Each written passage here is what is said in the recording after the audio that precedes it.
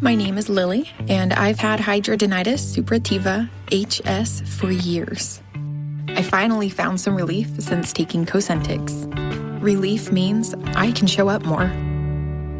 Cosentyx secukinumab is prescribed for adults with moderate to severe hidradenitis suppurativa, HS. Don't use it if you're allergic to Cosentyx. Before starting, get checked for tuberculosis. An increased risk of infections and lowered ability to fight them may occur, like tuberculosis or other serious bacterial, fungal, or viral infections. Some are fatal. Tell your doctor if you have an infection or symptoms like fevers, sweats, chills, muscle aches, or cough, had a vaccine or plan to, or if inflammatory bowel disease symptoms develop or worsen. Serious allergic reactions and severe eczema-like skin reactions may occur. Learn more at 1-844-COSENTYX or Cosentyx.com. Ask your dermatologist about Cosentyx.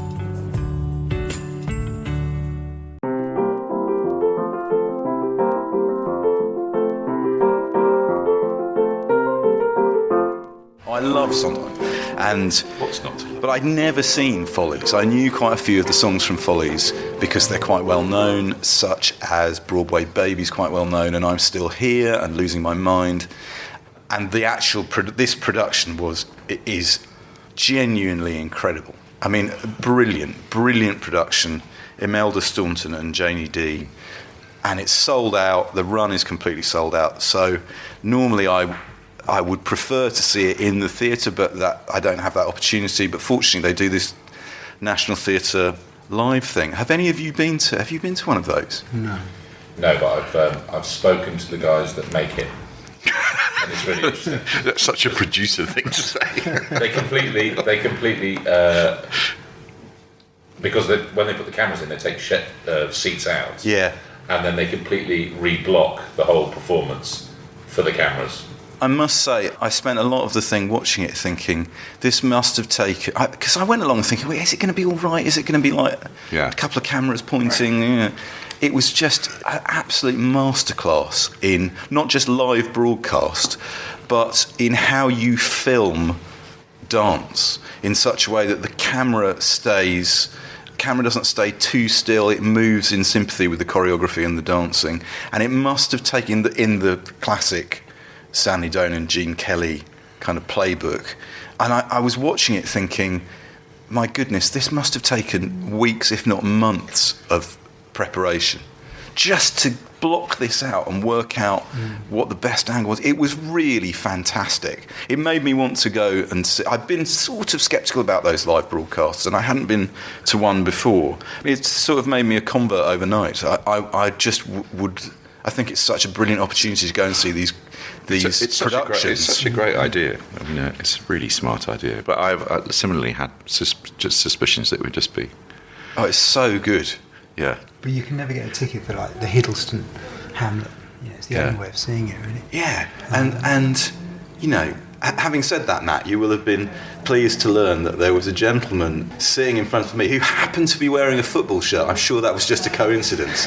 Who, every time one of the women opened their mouths to sing, literally put his head in his hands. He was so unhappy. He was clearly being tortured. I'm saying somebody had said, "Please come with me," and he'd gone along. But when Imelda Staunton came to belt out brilliantly, "Losing My Mind," he looked as though he was losing his. He just couldn't wait to flee. Critic from The Observer, maybe. I don't think he was. No, I think he was. That sounds so good. I have done nothing that interesting, but I did go to a really good party last night, which was for a Much Ado Books in Sussex, who were announcing they're expanding what they're doing, which is a great story. You know, independent booksellers getting bigger, doing more, doing interesting stuff with crafts. You know, they're really... Where are they? That's a really good question. They're in Sussex. Yeah. Where was the party? That way. The party was in a very, very swanky hotel in, what would you call it? Haymarket, I suppose. It's called the Haymarket Hotel. Well, I think one would call it that. What is that area, though? It's not really anything. The West End. London's glittering West End. Okay. It was, yes, sort of. Whatever. Very nice, very good, and there are lots of booksellers there, lots of Waterstones people from the old days. It was very jolly. Well, that's probably enough. idle what prattle. lives we lead, eh? No. I can always sing some selections from Folly. You want to bring it back around? You should get a little electric piano. I should get a little John Shuttleworth style. No. Yeah. Producer says no. Hello and welcome to Backlisted, the podcast which gives new life to old books. We're here with the assistance of our sponsors Unbound, the website which brings authors and readers together to create something special. My name's John Mitchinson and I publish books at Unbound. And I'm Andy Miller and I write books, including The Year of Reading Dangerously, and I'm happy to take this opportunity to announce that I will be penning the next James Bond book. Yes, you join us in a wood-panelled library in the College of Arms, squeezed between the River Thames and St Paul's Cathedral, where today we'll be discussing On Her Majesty's Secret Service by Ian Fleming. And with us today to talk all things heraldic, allergic, and indeed alpinic are two guests. The first is the author and editor James Cook, whose book Memory Songs is forthcoming from Unbound in May 2018.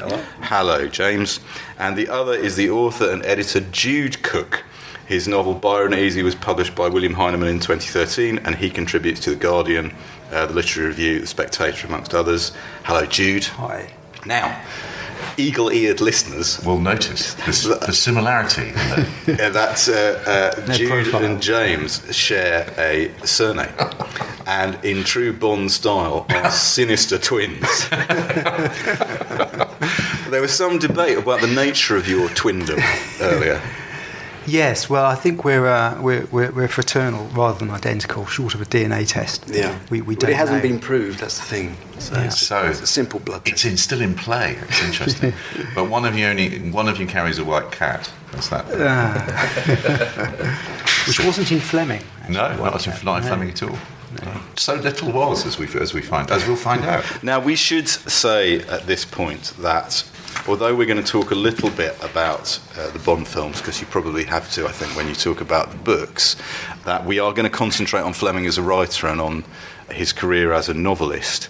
If you enjoy the Bond films, please tune in to our friends at Smirshpod, the podcast Smirshpod, which is extremely entertaining and amusing and is festooned in insane detail when it comes to digging down deep into the minutiae of the Bond films. But we're going to turn our attentions to the novels instead. So before we do that, as is traditional, John, what have you been reading this week?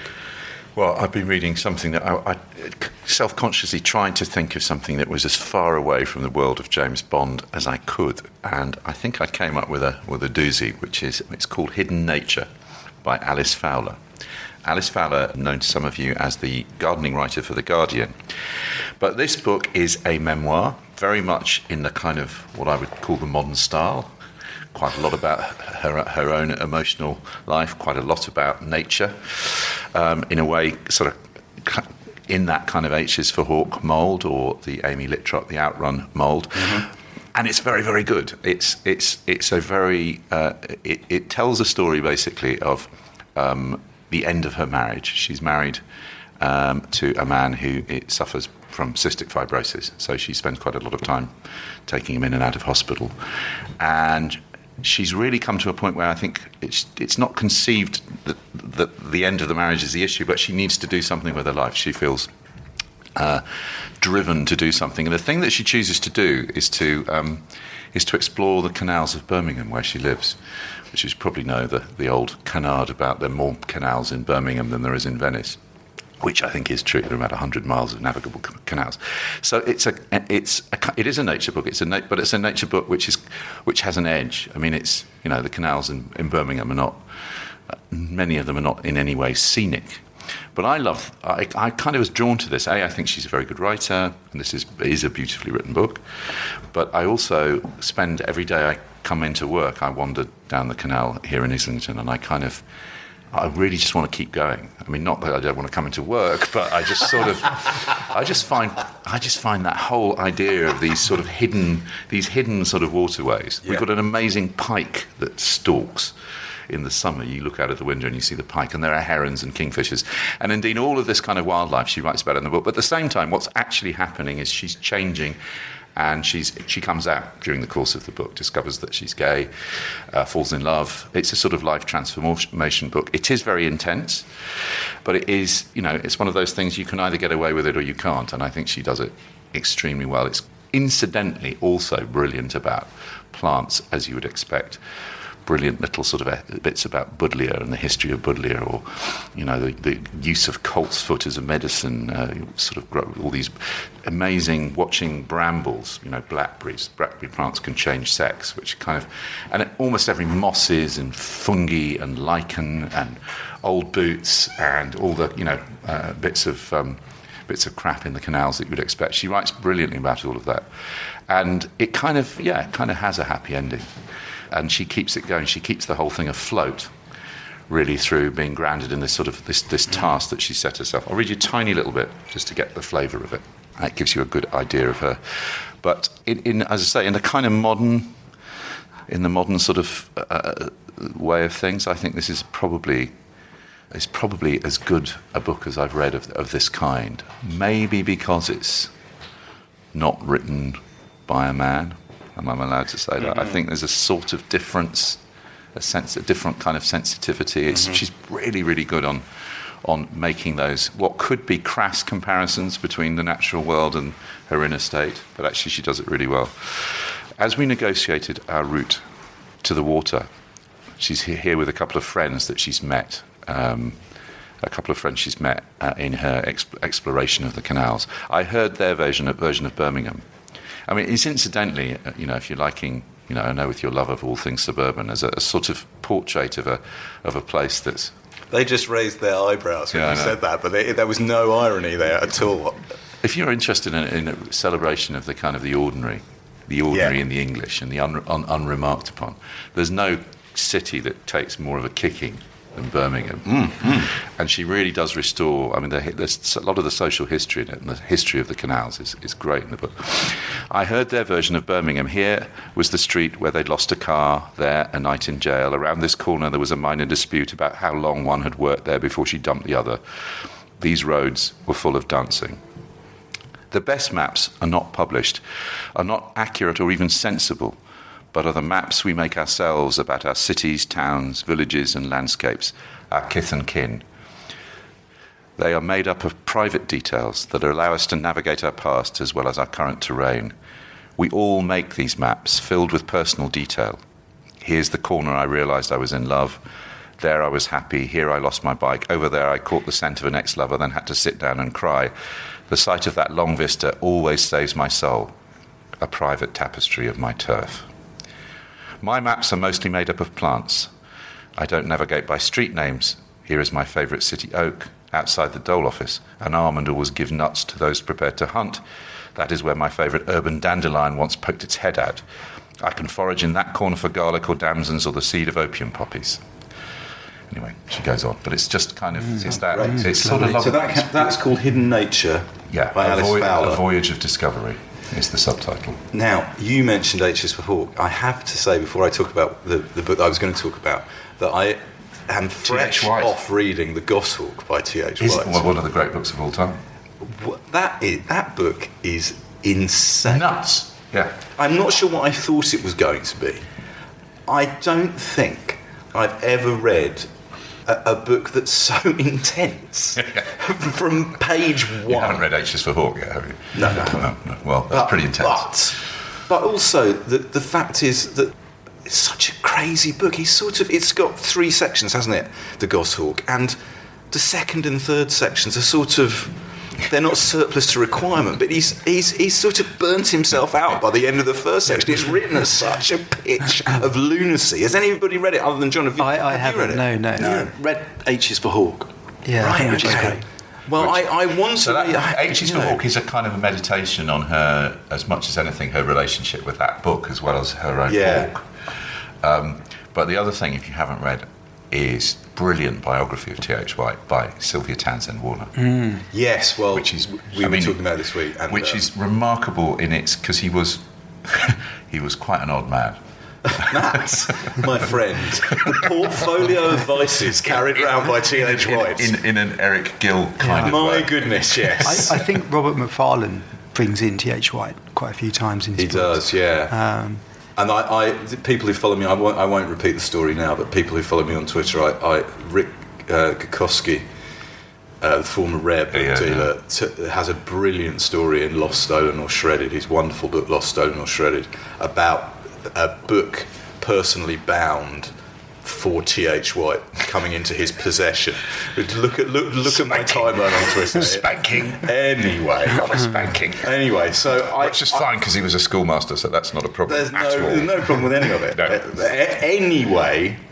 A lot of spanking in Bond. Yeah. A lot of bottoms in Bond. Shall we just... Andy Miller, what have you been reading? It's my fault. I brought up the work of the strange man T.H. White. I've been reading a book by an American writer called Octavia Butler, a novel called Kindred. Now, I actually read this a few months ago. The reason I haven't talked about it before is because I feel quite strongly that we might do an episode about Octavia Butler. I think she's much better known in the US than she is here in the UK. She was writing in the 50s, 60s and 70s, and later, to be fair, but she died in 2006. She is, in theory, a science fiction writer. She won many awards, the Hugo and Nebula Awards. She was the first science fiction writer to receive the MacArthur Fellowship, Genius Grant. Wrote several, I say several, at least half a dozen groundbreaking novels. The thing you need to know about her is that she was, in terms of the literary, political and social establishment, she was, in theory, disadvantaged in three ways. She was a woman, she was black, and she worked in the genre of sci-fi. And therefore, for her work to be taken seriously was it's a hell of a Venn diagram. a challenge. Yeah. Kindred is a novel about slavery. It's about a woman who, without explanation, finds herself transported back in time. She doesn't know where she is. She doesn't know exactly when she is. She doesn't know what's going on. And I don't want to give too much away about the plot, but what happens to her is she shuttles backwards and forwards in time. I will read you only the opening 2 paragraphs, because again, I don't want to give too much away. I lost an arm on my last trip home, my left arm, and I lost about a year of my life and much of the comfort and security I had not valued until it was gone. When the police released Kevin, he came to the hospital and stayed with me so that I would know I hadn't lost him too. Now, I suspect anyone with their head screwed on is going to want to carry on reading. That is a terrific opening. Brilliant.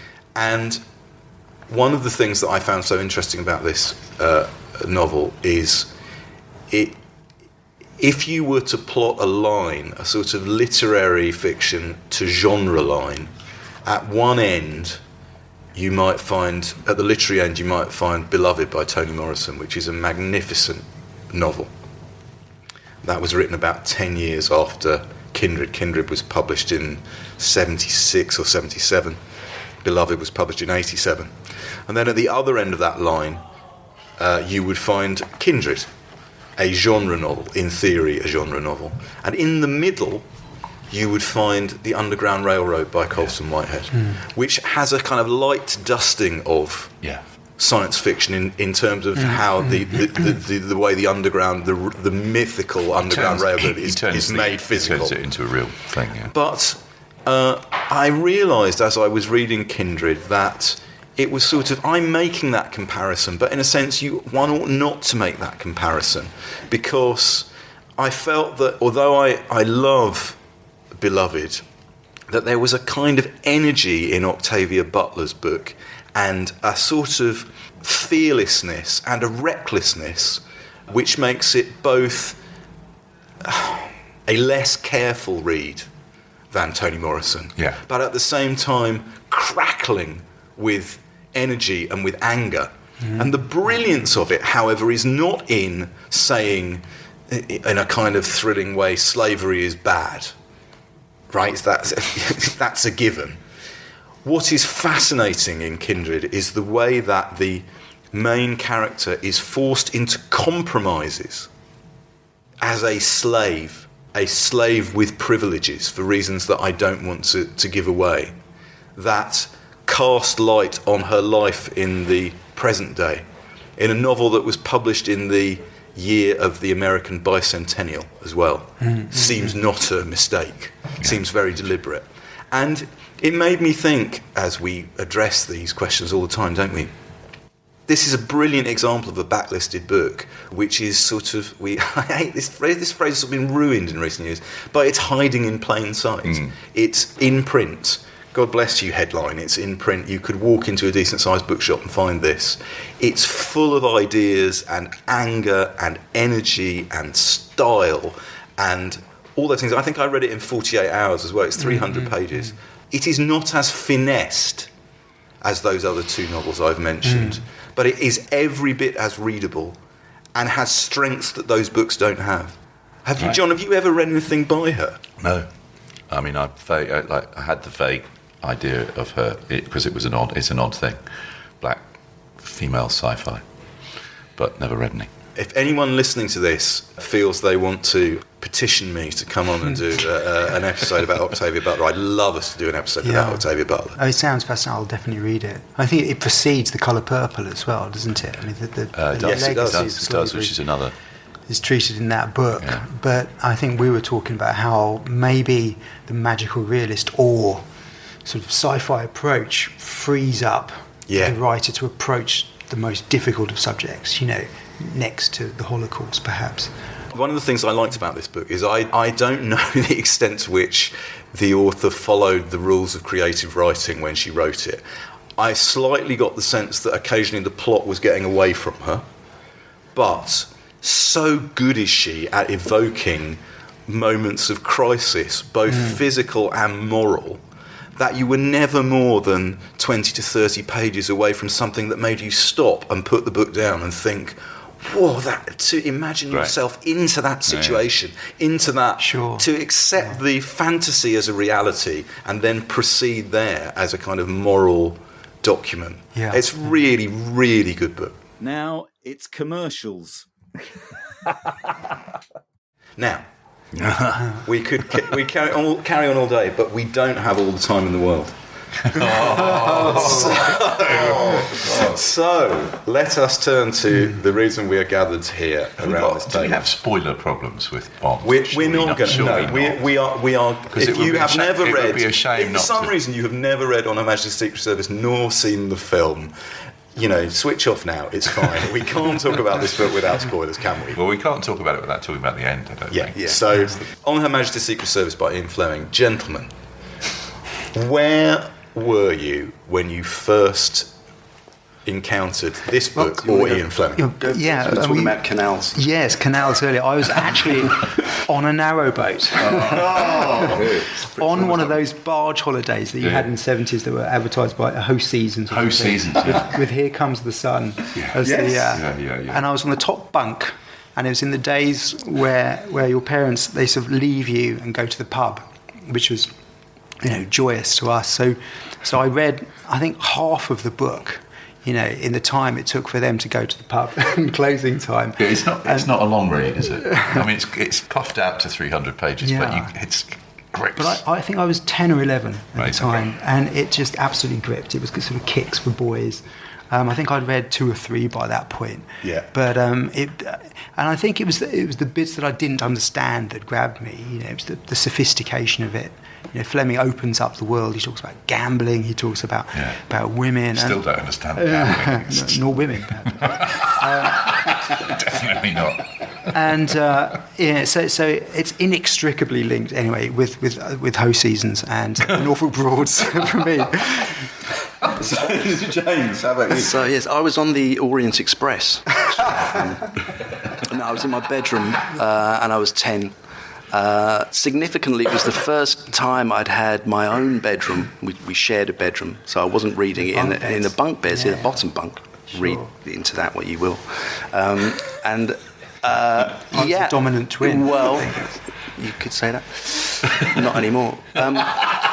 Oh, this is working better than we even dreamed. John, just keep quiet. We just cut this, pushed them. Yeah.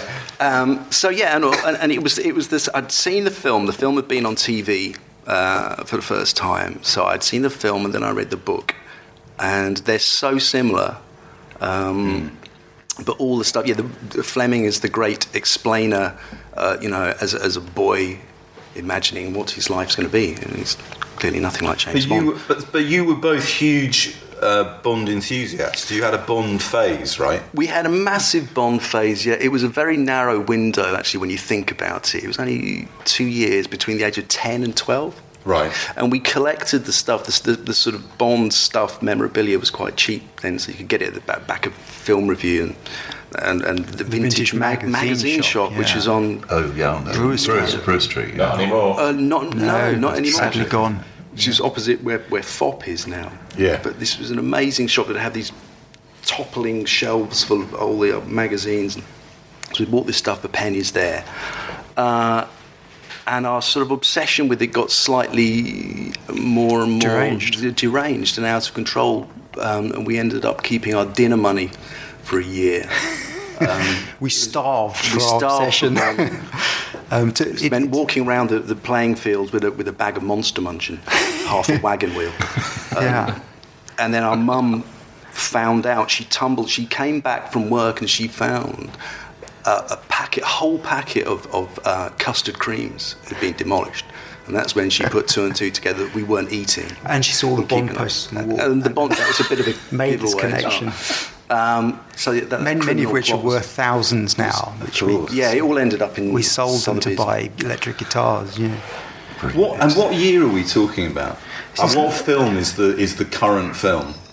This is late 70s, so I guess Moonraker. Between Spy Who Loved Me and Moonraker, yeah. In the middle of the Roger Moore period. My dad only ever took me to see 2 films. And on one occasion it was to get him out of him and me out of the house, and that was to go and see The Empire Strikes Back. But the only film he ever took me to see because he wanted to see it was The Spy Who Loved Me. Good choice. I consider that quite fortunate. I think The Spy Who Loved Me doesn't seem to attract too many plaudits now, but it's sort of it's the magical one for me. Yeah. But anyway, the best Moore film. The best Moore film. Yeah, I think. Yeah. We can't talk about films. No. Anyway, and as part of that, so anyway, to go back, so the Cook brothers have these shared enthusiasms, and that included everything Bond, right? So and films as well. Beyond that. The films and the novel. Yeah, but film in general. Did you read all the books? I mean, did you go? Yeah. Did you work your way through them? Yeah. Over an 18-month period. I mean, we just read them very quickly, as you do at that age. Yeah. We should have been reading, Bronte and Austen, but we didn't. I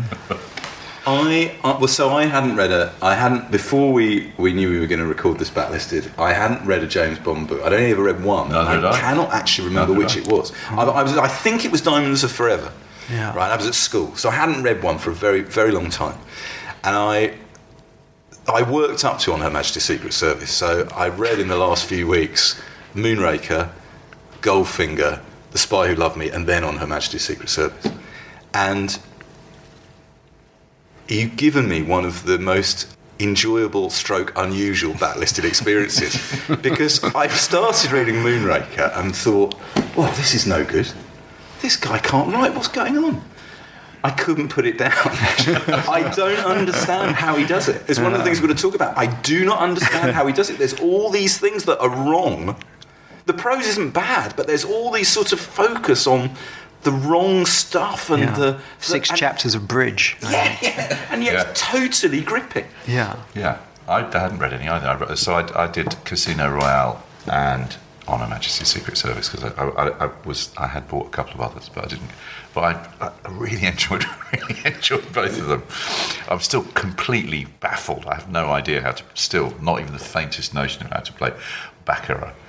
But I sort of feel like if I could style it out in a casino, if I got that, I know more about how to do that than I did previously. But you're exactly right. For me, that was exactly what I felt. Is I don't quite know why I'm enjoying this so much. Yeah. And also, I guess you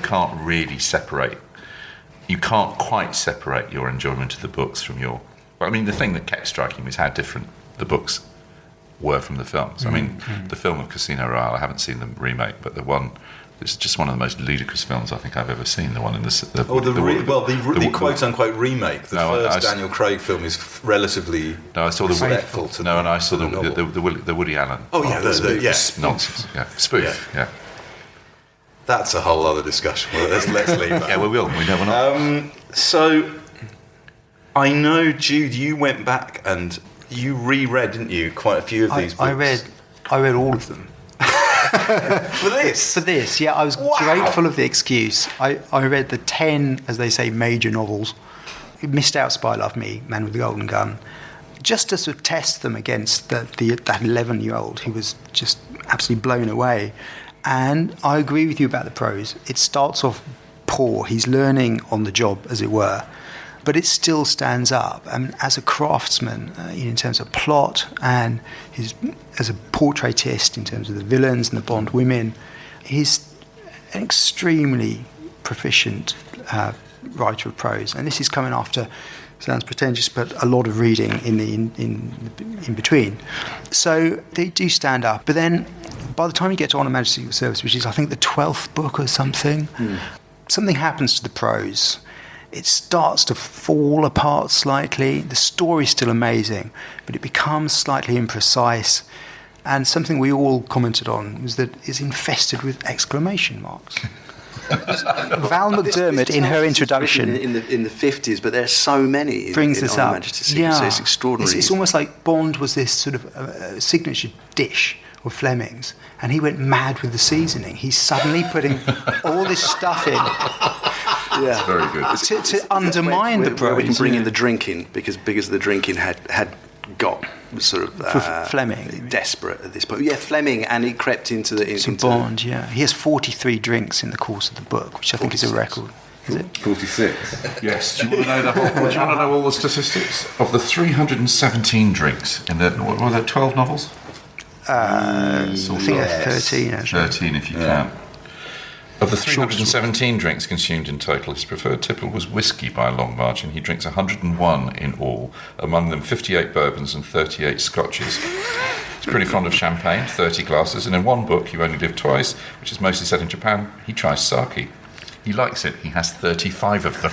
They're flasks. Yeah. Bond only opts for his supposedly favourite vodka martini 19 times, and he drinks almost as many gin martinis, 16, though most of these are bought for him by other people. We won't go into Shaken Not Stirred, of course, his movie. Yeah, we are actually matching Bond drink for drink during this podcast. Don't try this at home. I mean, he drinks really well in the book. I have to say, one of the things I loved about it was that he, I sort of feel that he's always drinking to get himself through stuff, survival drinking. Well, one of the things you were talking about the similarities or differences between the films and the novels, and it occurred to me that the thing about the films is they are preposterous fantasies, but the novels are preposterous realities. He manages to do a brilliantly clever thing, which is he's a fiend for detail.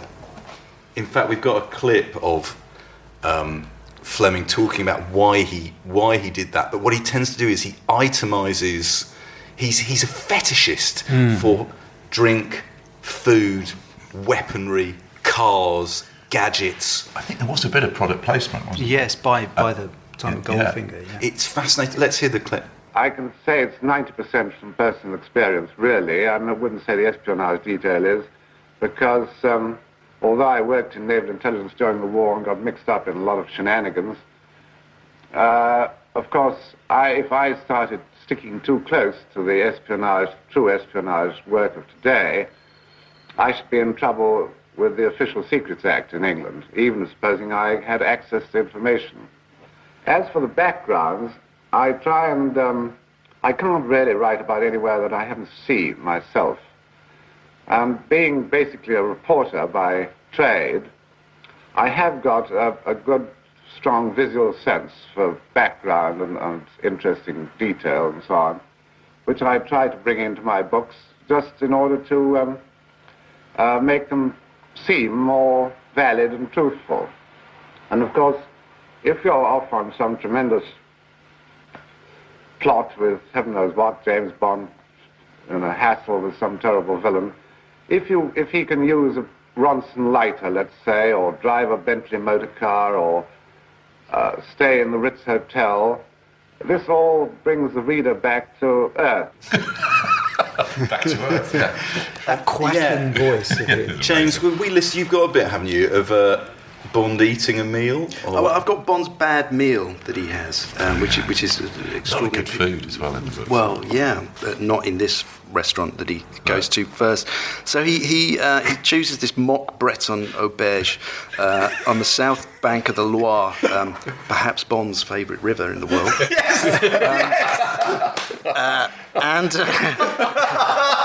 He probably doesn't go back. So here he is. He had stoically accepted the hammered copper warming pans, brass cooking utensils and other antique bogosities that cluttered the walls of the entrance hall, had left his bag in his room and gone for an agreeable walk along the softly running, swallow-skimmed river. The dining room, in which he was one of a small handful of tourists, had sounded the alarm. Above a fireplace of electric logs and over-polished fire irons, there had hung a coloured plaster escutcheon bearing the dread device, Ici 12 francs. All the plates of some hideous local ware bore the jingle, irritatingly inscrutable, Jamais en vin, toujours en vin.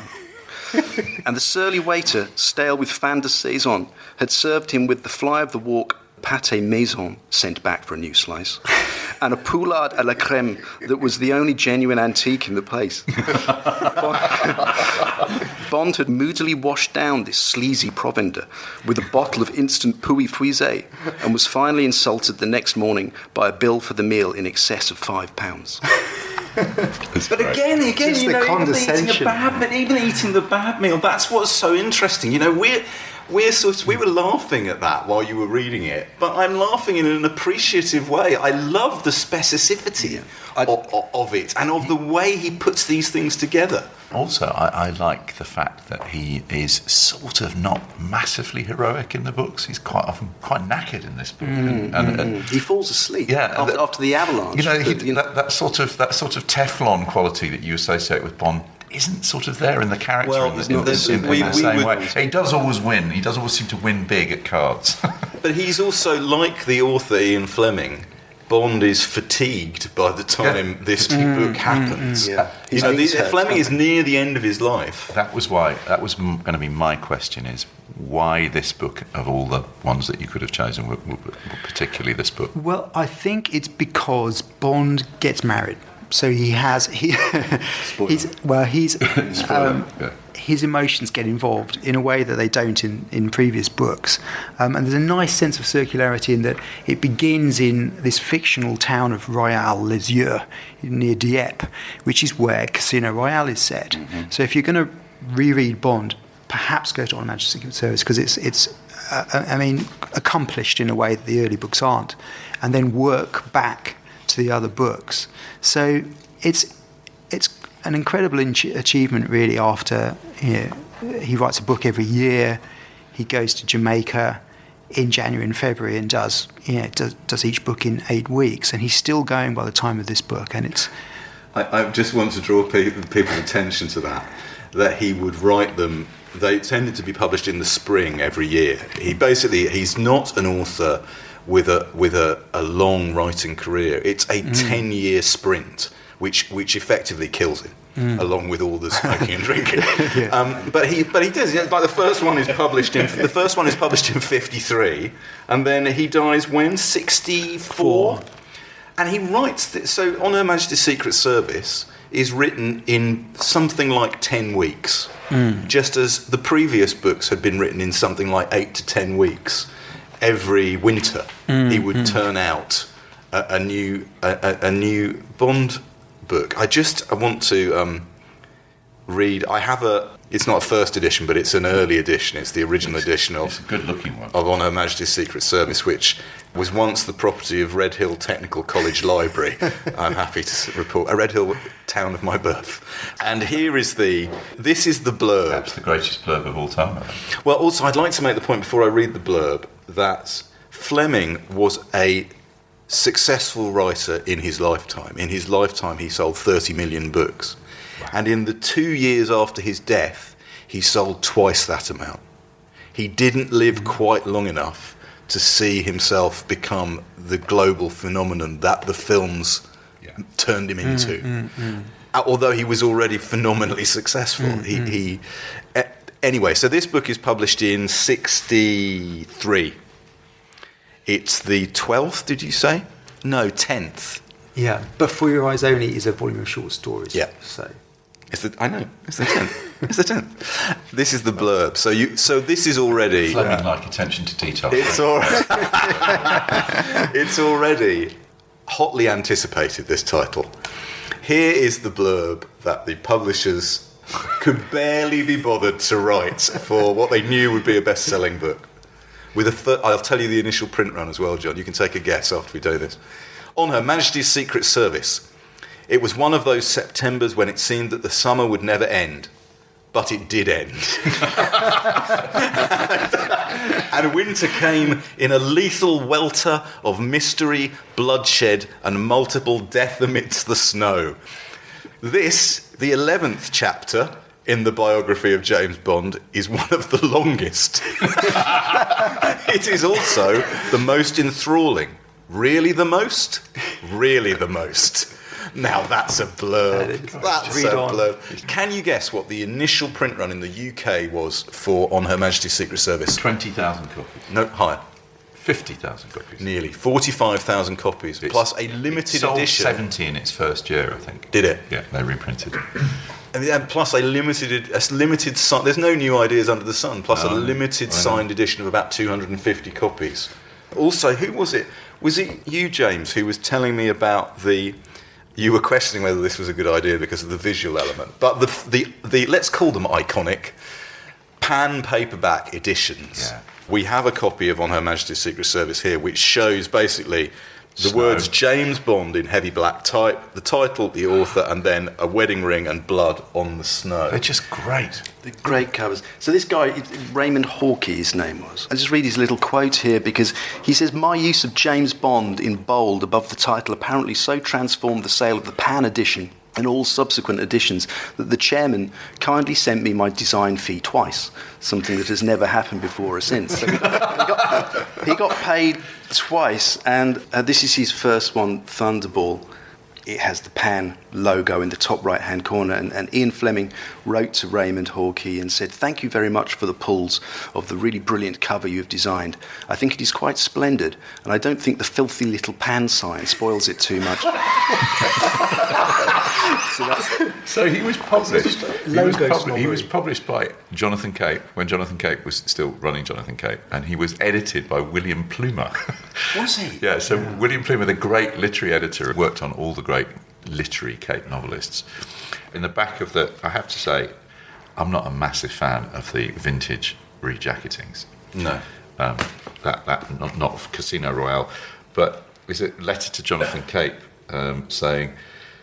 The story, this is Casino Royale, but it could easily be, the story was written in less than 2 months as a piece of manual labour which would make me forget the horrors of marriage.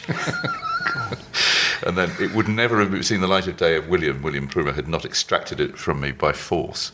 So it's quite an interesting, it's a sort of classic, and obviously then, Cape sell on the rights to Pan, and the paperback lives of the books go ballistic. And I guess he reinvented the thriller, right? I mean, you can't really imagine Alistair MacLean or Desmond Bagley, or even maybe, writers like Wilbur Smith. I think we must give credit where it's due. The way that Fleming creates the thriller genre in the 1950s in a way that hadn't existed. No. Sophisticated. And his use of narrative. I have an extract here from this was written by Umberto Eco in 1966. This is an essay about narrative structure in Ian Fleming. And remember, so he's writing when Fleming isn't still alive, but the books are still, at that level of selling huge quantities and have done for 10 years. And I read this and I thought, well, this is spot on. This is why we might not understand how Fleming does it, but what he's doing is incredibly effective. This is what Umberto Eco said. We might compare a novel by Fleming to a game of football in which we know beforehand the place, the numbers, and the personalities of the players, the rules of the game, and the fact that everything will take place within the area of the great pitch, except that in a game of football, we do not know until the very end who will win. It would be more accurate to compare a novel by Fleming to a game of basketball played by the Harlem Globetrotters against a local team. We know with absolute confidence that the Globetrotters will win.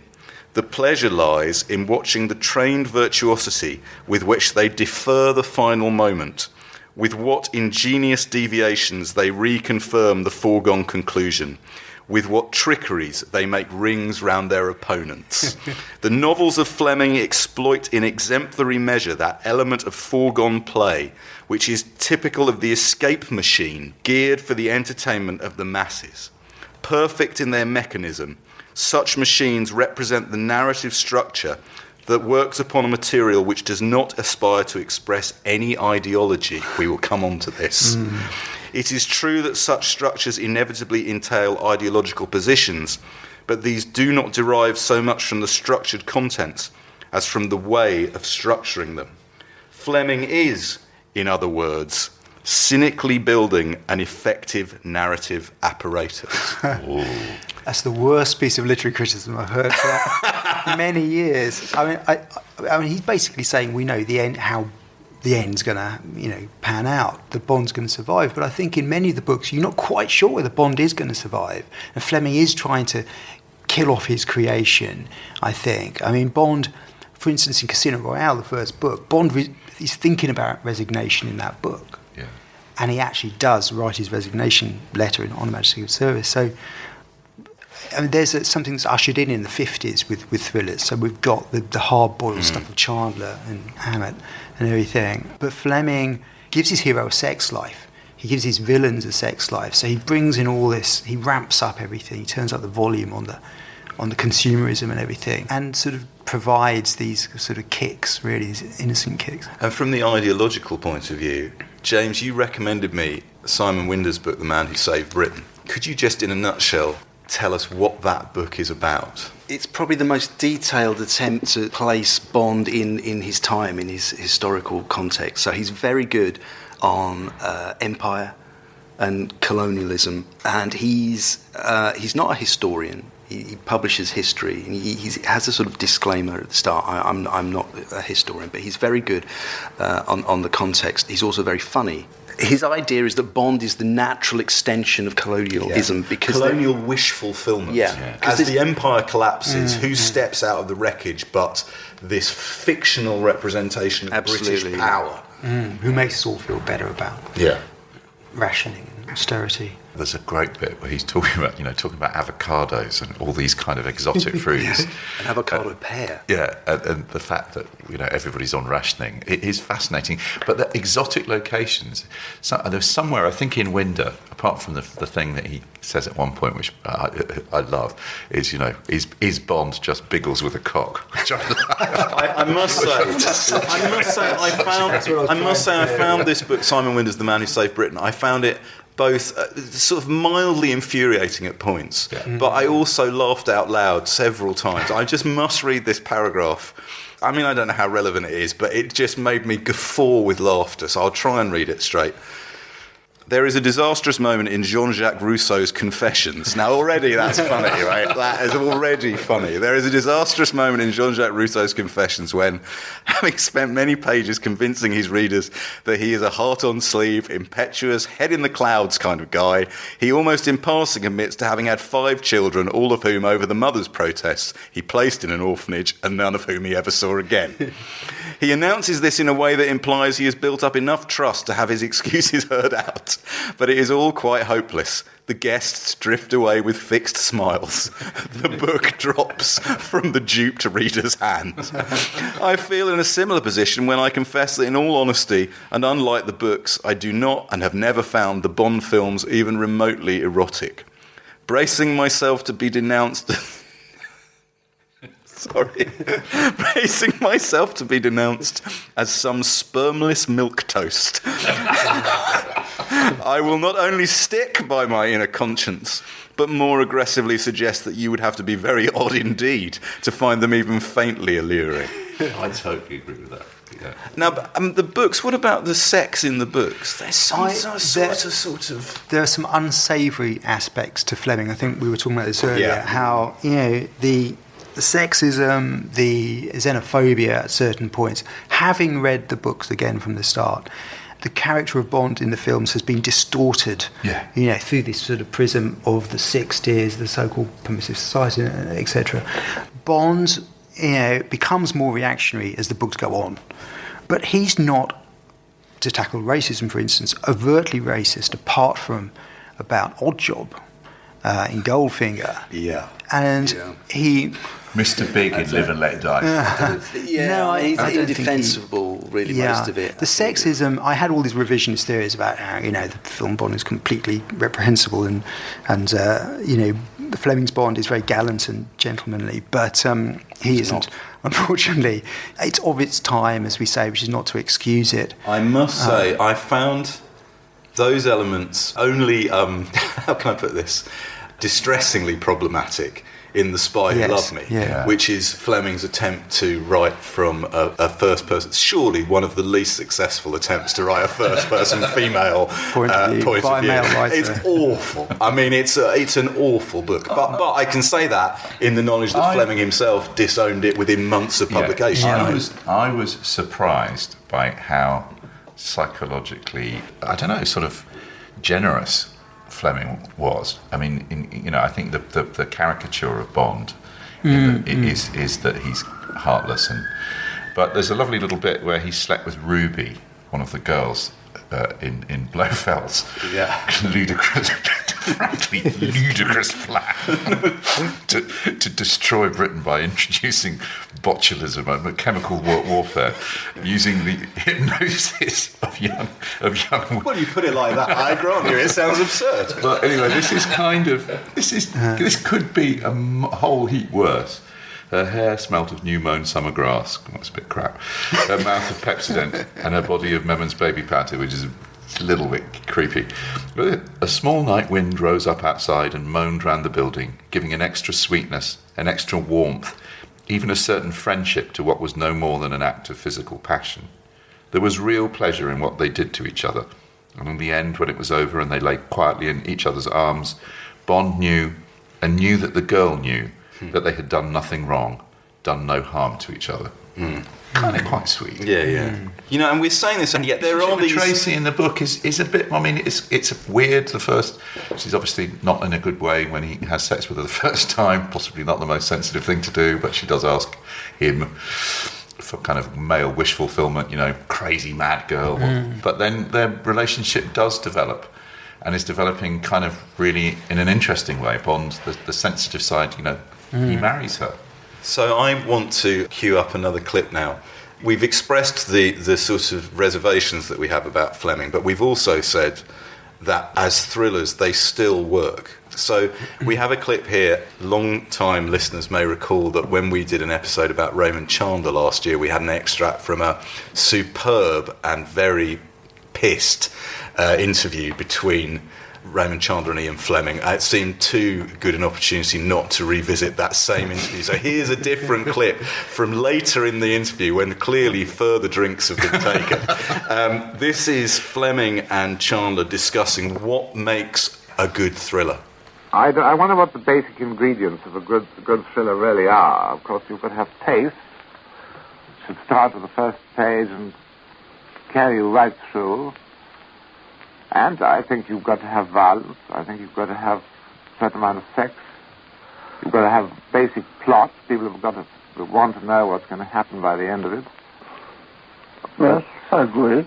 There has to be an element of mystery. In fact, there has to be a mysterious situation. Yes. The detective doesn't know what it's all about. Yes. He knows that there's something strange about it, but he doesn't know just what it's all about. Wow. And it seems to me that the real mystery is not who killed Sir John in his study, at what the situation really was, what the people were after, what sort of people they were. But I think basically we're both of us to a certain extent humorists, too. I mean, we're both of us rather like to bring in... That's true. Have you got any particularly favourite thriller writers, Ray? I mean, people you automatically buy more or less blind? No. I don't have to buy them. They send them to me free. They do? The publishers do. Oh, lucky. That's so wonderful. It makes Backlist sound scripted. That's really, they are. So they work as thrillers, and the thriller element is the thing I think I found most interesting reading the books, was the thriller elements that have been transported over to the films. Mm-hmm. And also in the films, how much of the work is done not by the actors. There's other elements, and James, you very kindly sent me part of your book, Memory Songs, to read, and I wondered whether you would be kind enough to just read us a little bit from. Is this from the first chapter? Yeah. Which is relevant to what I'm talking about. Okay.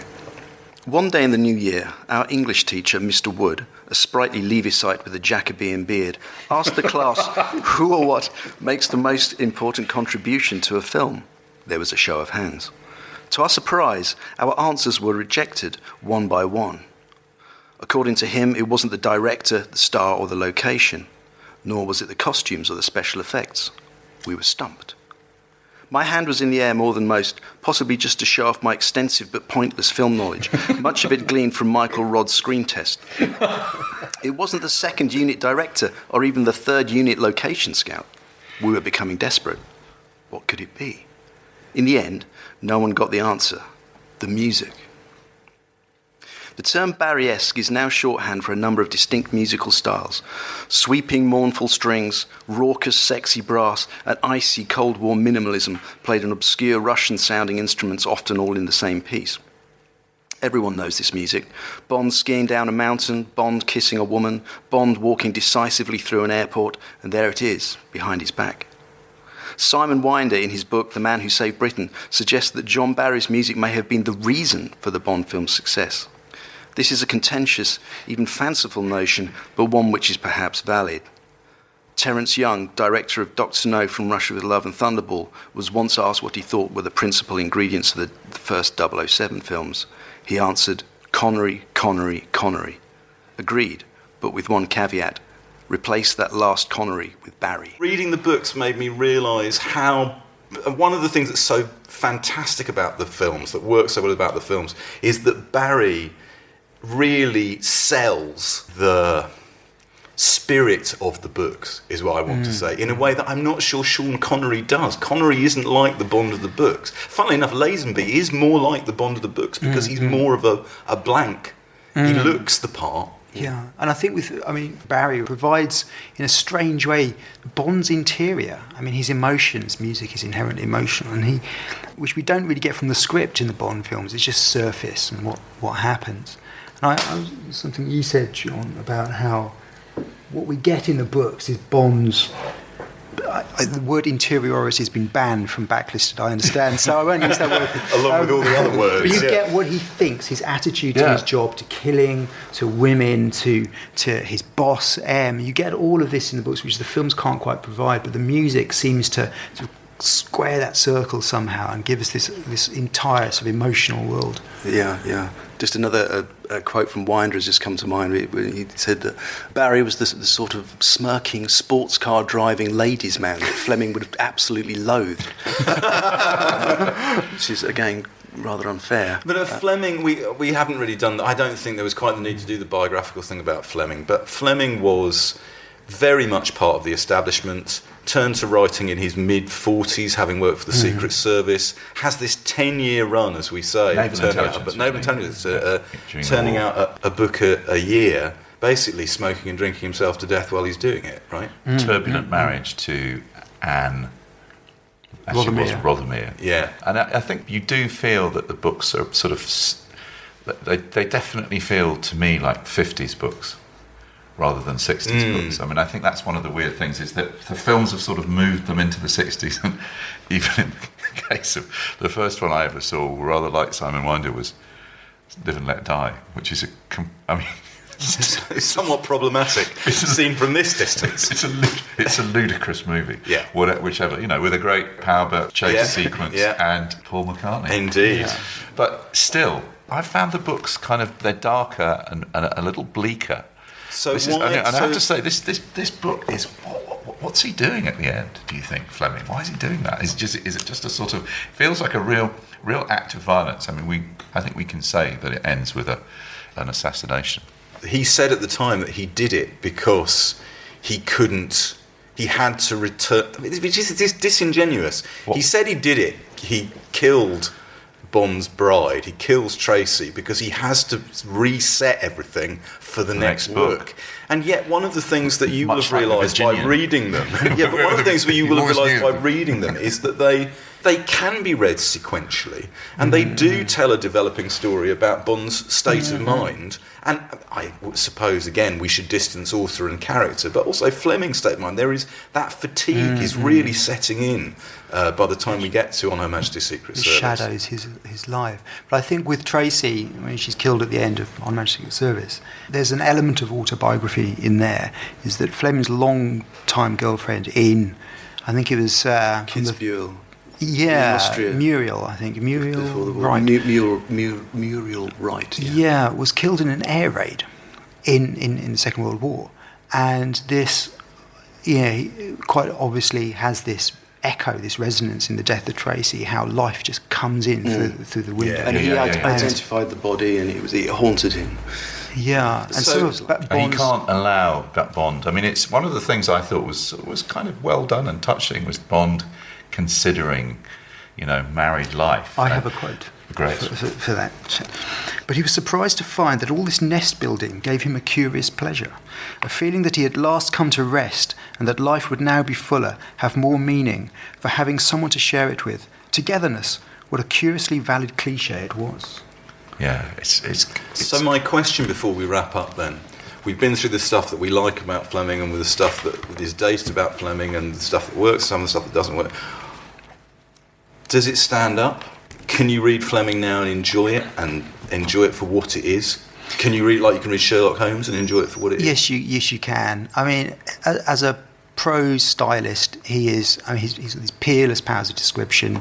He's a brilliant craftsman when it comes to plot. So read it for those pleasures. And just in terms of the invention of character, these immortal characters that he comes up, Hugo Drax, Blofeld. He was as inventive as Dickens, I think, when it came to memorable characters. Yeah, agree with that. I mean, with Fleming, they're very unique pleasures that no other writer can deliver, and that's why you'd go to Fleming, despite the rise of all politics and his attitude to women, which has to be mentioned. But yeah, they're very distinct things that only Fleming can do. I mean, my experience of reading them is the thing that I would say to listeners is a reason to pick up the books is I found them the sort of reading, funnily enough, that is almost like childhood reading where you don't understand the rules and you don't understand why something works. And I found that I read 4 of these on the bounce with no problem at all, while simultaneously thinking, I don't understand why this is working. Why do I want to keep reading this? Yeah. And I do want to keep reading it. And the prose is good prose. It's not trashy. It's quite elegant, specific and elegant. And we don't have time, but when he moves into an action sequence, the ski chase that he describes in On Her Majesty's Secret Service is extraordinarily good as a piece of well-turned dramatic prose. Yeah, I'm just here really quickly, just because this is the Bond. The pleasure that you get from the books is all in this paragraph. Bond made his plan for the evening. He would first do an extremely careful packing job of his single suitcase, the one that had no tricks to it. Have 2 double vodkas and tonics with a dash of Angostura Obscura. Eat a large dish of May's speciality, scrambled eggs fine herbe. Have 2 more vodkas and tonics, and then, slightly drunk, go to bed with half a grain of Seconal. Encouraged by the prospect of this cosy self-anaesthesia, Bond brusquely kicked his problems under the carpet of his consciousness. Brilliant. It's just for that. Brilliant. That's the character you love. And that's probably where we should leave Commander Bond. Knocked out. Sleeping. Thanks to our guests, Jude and James Cook, and to our producer, Matt Hall, our extensive archive. Oh, extensive. 54 shows now, I think, 55 shows. Of old shows is available on SoundCloud. That's SoundCloud/backlistedpod. And we're available and active on Twitter and Facebook, so come and join in the conversation. I'd like to add as well, because this episode is being broadcast pretty close to Christmas, it being James Bond and that being a Christmassy thing to do, and also because on Her Majesty's Secret Service is set during the festive season, we have a little bit of music to go out on as well for that. But I'd like to thank everyone for listening. We've been doing Backlisted for 2 years now, unbelievably. As John just said, we've got more than 50 episodes. We've done more than 50 of these. It's been so much fun to do. And this week, we've just tipped over 250,000 listens for Backlisted, which is amazing. So we would like to thank all our guests. We'd like to thank our guests today, Jude and James. We'd like to thank all the guests who've been on Backlisted over the last couple of years. We'd like to thank you for listening and supporting us and telling people about us. We are really blown away by the success of this, and we're going to keep doing it until, well, I've lost my eyesight in the process of recording these over the last couple of years, but it's been a privilege. Thank you so much. If you prefer to listen to Backlisted without adverts, you can sign up to our Patreon. It's www.patreon.com/backlisted. As well as getting the show early, you get a whole 2 extra episodes of what we call Locklisted, which is Andy, me, and Nikki talking about the books, music, and films we've enjoyed in the previous fortnight.